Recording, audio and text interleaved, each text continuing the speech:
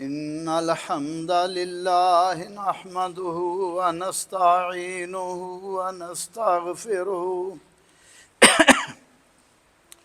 ونعوذ بالله من شرور أنفسنا ومن سيئات أعمالنا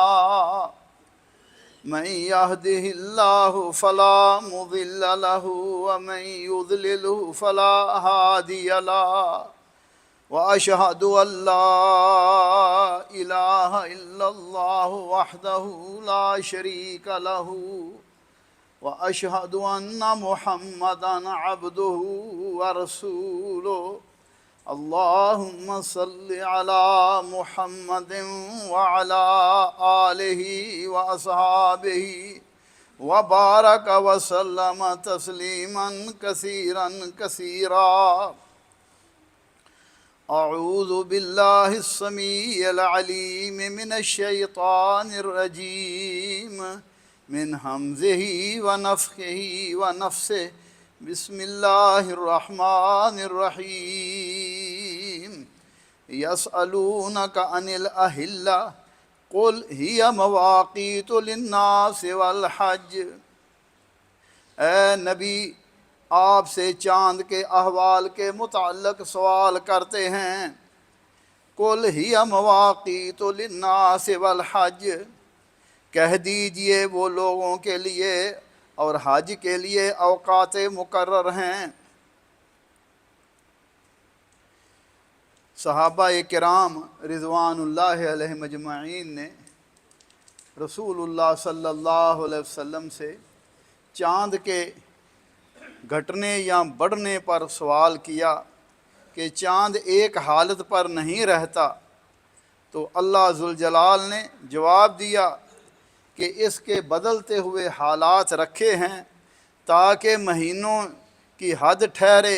پھر مہینوں کے بعد سال اور مخلوق کے معاملات اور اللہ کی عبادت کا وقت مقرر ہو، یعنی عبادت جو سال کے بعد مقرر ہے، جیسے روزے ہیں جس کے بارے میں رسول اللہ صلی اللہ علیہ وسلم نے فرمایا صوموا لرؤیتہ وافطروا لرؤیتہ، فرمایا جب چاند نکل آئے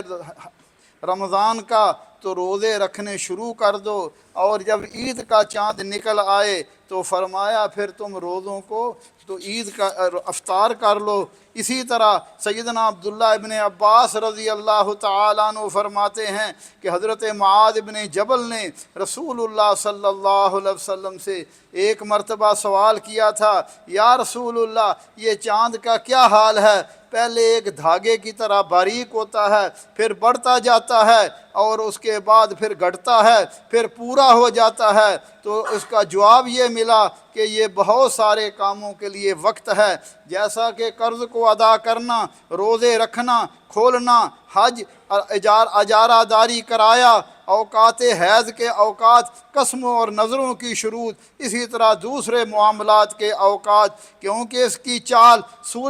اس کی چال میں اور سورج کی چال میں فرق ہے۔ سورج ایک ہی طرح رہتا ہے، لیکن چاند کو دیکھ کر ان پڑھ آدمی بھی اندازہ لگا سکتا ہے کہ اس وقت کیا تاریخ ہے۔ اسی طرح اللہ مالک فرماتے ہیں وَلِتَعْلَمُوا عَدَدَ السِّنِينَ وَالْحِسَابَ، تاکہ تم برسوں کی گنتی اور حساب جان لو۔ میرے بھائیو دوستو، علماء نے لکھا ہے، کہتے ہیں کہ چاند کے حساب سے جتنے بھی احکام ہیں، جیسا کہ ایک مہینے کے جو احکام ہیں، روزے ہیں، حج ہے، اسی طرح دوسرے احکام جیسا میں نے عرض کیا وہ چاند کے حساب سے ہیں، لیکن دن کے حساب سے جو جیسے نمازوں کے اوقات ہیں، افطاری ہے، یہ دن کے جو کام ہیں یہ سورج کی وجہ سے ہیں۔ اسی طرح اللہ ذوالجلال فرماتے ہیں، فرمایا ان عدۃ الشہور عند اللہ 12 شہرا فی کتاب اللہ یوم خلق السماوات والارض منہا 4 حرم، فرمایا جب سے اللہ نے زمین و آسمان کو پیدا کیا ہے اس وقت سے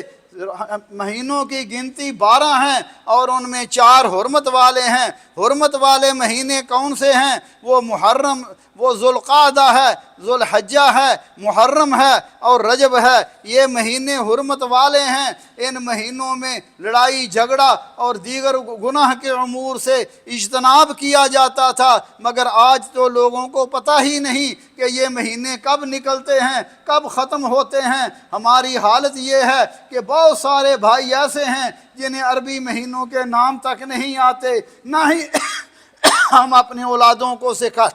سکھاتے ہیں، حالانکہ عربی تقویم یہ مسلمانوں کی تقویم ہے۔ سید رسول اللہ صلی اللہ علیہ وسلم کے ہجرت کے واقعہ سے اس کو منسوب کیا گیا ہے۔ سن 17 ہجری میں حضرت ابو موسیٰ اشعری رضی اللہ تعالیٰ عنہ نے حضرت عمر رضی اللہ تعالیٰ عنہ کو خط لکھا کہ آپ کے خطوط آتے ہیں جن پر تاریخ نہیں لکھی ہوتی، جس کی وجہ سے ہمیں پتہ نہیں چلتا کون سا خط پہلے آیا کون سا بعد میں آیا۔ چنانچہ سیدنا عمر فاروق رضی اللہ تعالیٰ عنہ نے صحابہ کرام کو جمع کیا اور اپنی ایک تقویم کے لیے تو مشورہ ہوا کہ سن 13 نبوت ذوالحجہ کے وسط میں بیعت عقبہ جو نبی صلی اللہ علیہ وسلم نے مدینے کے لوگوں سے مکہ کی گھاٹی میں کی تھی، اس کے جس میں انہوں نے وعدہ کیا تھا کہ آپ ہجرت کر کے ہمارے پاس آئیں، ہم آپ کی مدد کریں گے۔ اس کے بعد جو چاند نکلا وہ محرم کا تھا، لہذا محرم کو ابتدائی مہینہ شمار کیا گیا۔ میرے بھائیو دوستو، رسول اللہ صلی اللہ علیہ وسلم کے اس دور میں بھی مختلف دنیا میں سنین موجود تھے، جس طرح بکرمی سن تھا، یہودیوں کا سن تھا اور اسی طرح عیسائیوں کا سن تھا، مگر صحابہ کرام رضوان اللہ علیہم مجمعین نے کسی سن کو بھی اختیار نہیں کیا بلکہ اپنا سن رائج کیا۔ کیا معنی کہ مسلمانوں کا اپنا مقام ہے، اپنا شعار ہے، ان کی اپنی تہذیب ہے، ان کی اپنی ثقافت ہے، مگر آج ہمارا حال یہ ہے کہ ہم غیروں کی ثقافت کو تو قبول کرتے ہیں لیکن اسلامی ثقافت ہم اس کو قبول نہیں کرتے یا اس پر عمل نہیں کرتے۔ اسی طرح میرے بھائیوں، اس میں ہجرت کے واقعہ میں بہت سارے اسباق ہیں کہ صحابہ کرام پر سختی ہوئی مگر انہوں نے دین کو نہیں چھوڑا، ہجرت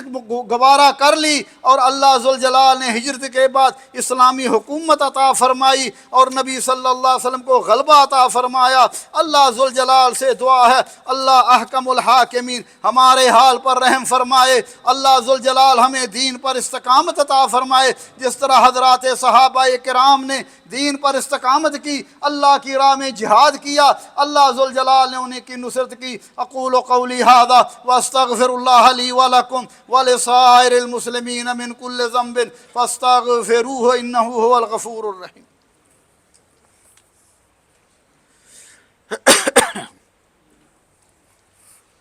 الحمد للہ وسلام علی عبادہ الذین اصطفیٰ، اشہد ان لا الہ الا اللہ وحدہ لا شریک لہ واشہد ان محمدا عبدہ ورسولہ صلوات اللہ ربی وسلام علیہ۔ میرے بھائیو دوستو، یہ محرم کا چاند نکل آیا ہے، یہ ہمیں کئی پیغام دیتا ہے۔ اس میں ایک پیغام یہ ہے کہ لوگوں، تمہاری زندگی کے بیلنس میں 1 سال کم ہو گیا ہے۔ لوگ سمجھتے ہیں عمر بڑھتی ہے، حالانکہ عمر کم ہوتی ہے۔ جتنی عمر زیادہ ہوتی ہے انسان قبر کے قریب ہوتا جاتا ہے۔ آج لوگ عید میلاد مناتے ہیں، خوشیاں مناتے ہیں، بچوں کی سالگرہ مناتے ہیں، حالانکہ میرے بھائیو دوستو یہ تو انسان کو فکر کرنے کا موقع ہے کہ ہماری زندگی میں کتنے اوقات کم ہو گئے ہیں۔ لہذا انسان اس کو غنیمت جانے اور اسلامی سال کے شروع میں اپنا محاسبہ کرے، گزشتہ سال کون سے گناہ ہوئے، کون سی تقصیریں ہوئیں، ان کا اعادہ نہیں ہونا چاہیے بلکہ اللہ ذوالجلال سے سچی توبہ کر کے نئے سال کو شروع کرنا چاہیے۔ اللہ ذوالجلال ہمارے حال پر رحم فرمائے۔ اسی طرح محرم کے مہینے کو روزوں سے شروع کرنا چاہیے، مگر ہمارے ہاں تو محرم کا مہینہ سوگ کا مہینہ لوگ سمجھتے ہیں۔ جناب محرم آیا لوگ سوگ شروع کر دیتے ہیں، 4 پہیاں الٹا دیتے ہیں، کالے کپڑے پہن لیتے ہیں، حالانکہ محرم کا مہینہ یہ حرمت والا مہینہ ہے، یہ عزت والا مہینہ ہے۔ اور میرے بھائیو دوستو، محرم کے روزوں کے بارے میں رسول اللہ صلی اللہ علیہ وسلم سے سوال کیا گیا، ایو صیام افضل بعد رمضان، یا رسول اللہ رمضان کے بعد کون سے مہینے کے روزے افضل ہیں؟ فرمایا شہر اللہ تدعونہ محرم، فرمایا محرم کے مہینے کے روزے افضل ہیں۔ اسی طرح رسول اللہ صلی اللہ علیہ وسلم جب مدینے تشریف لائے، دیکھا یہود 10 محرم کا روزہ رکھتے تھے۔ پوچھا بھائی کیوں رکھتے ہو؟ کہنے لگے موسیٰ علیہ السلام کو فرعون سے نجات ملی تھی، لہذا شکرانے کا روزہ رکھتے ہیں۔ فرمایا نحن احق و اولی بموسیٰ، ہم تم سے زیادہ موسیٰ علیہ السلام کے حقدار ہیں۔ چنانچہ نبی صلی اللہ علیہ وسلم نے 10 محرم کا روزہ رکھا، صحابہ کرام کو بھی حکم دیا۔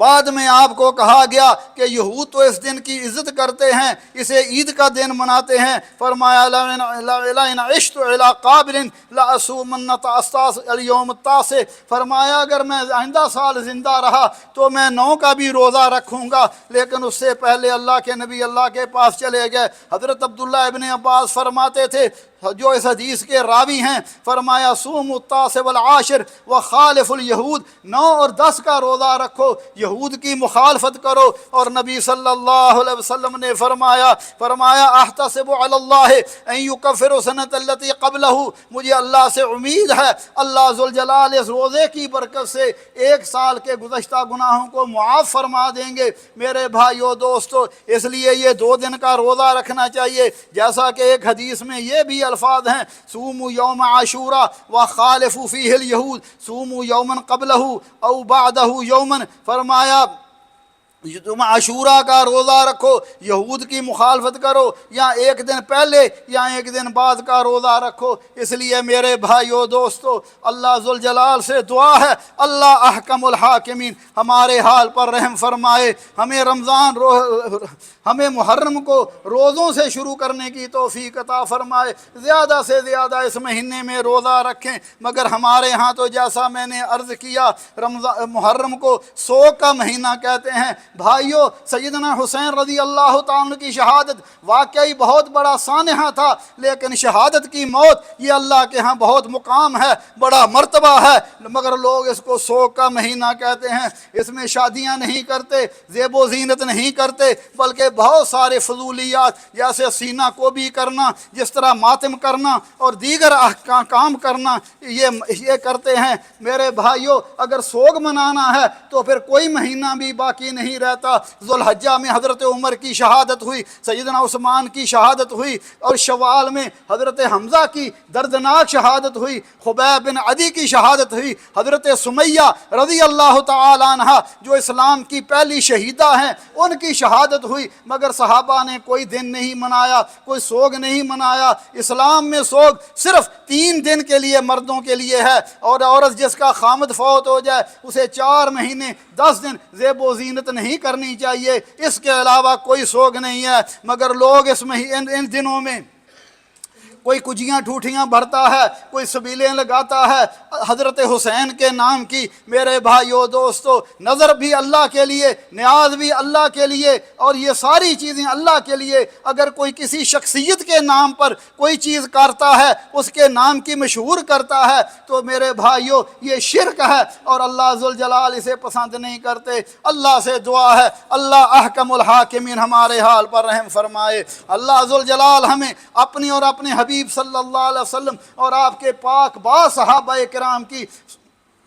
اتباع اور ان کے پیچھے چلنے کی توفیق عطا فرمائے۔ ربنا ظلمنا انفسنا وان لم تغفر لنا وترحمنا لنكونن من الخاسرين اللهم انك عفو تحب العفو فاعف عنا اللهم فاطر السماوات والارض انت ولينا في الدنيا والاخره اللهم توفنا مسلمين والحقنا بالصالحين اللهم احسن عاقبتنا في الامور كلها واجرنا من خزي الدنيا وعذاب الاخره يا حي يا قيوم يا ذا الجلال والاكرام یا ارحم الراحمین اللہم ارحم علی حالنا ولا تنظر الى سوء اعمالنا رب کریم ہمارے گناہوں کو معاف فرما، یا اللہ دین پر استقامت نصیب فرما، یا اللہ جب تک دنیا میں اسلام اور ایمان پر زندہ رکھنا، اور جب ہماری موت آئے اللہ مسلمان کر کے مارنا، اپنے حبیب صلی اللہ علیہ وسلم کی جنت میں رفاقت نصیب فرمانا، یا اللہ ہمارے بیماروں کو شفائے کاملہ عاجلہ عطا فرما، اللہ ہمیں بھی ہمارے بیماروں کو شفائے کاملہ عاجلہ عطا فرما، یا اللہ مرحومین پر رحم فرما، اللہ ان کی قبروں کو جنت کے باغ بنا، یا اللہ ہمارے والدین عزیز و کرب دوست احباب جو بھی دنیا سے چلے گئے اللہ سب کی مغفرت فرما، تمام مسلمانوں کی مغفرت فرما، اللہ